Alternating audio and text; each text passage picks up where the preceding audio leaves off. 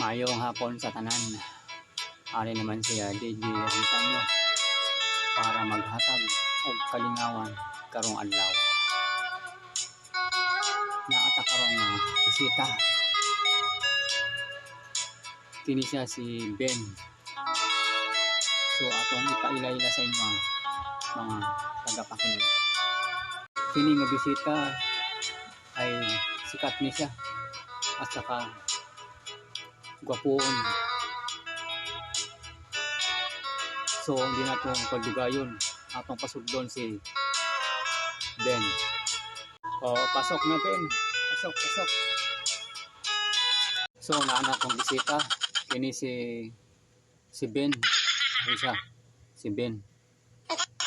So pakaila ka na sa ila Ben. Oh my God. No. Grabe mag-iwi.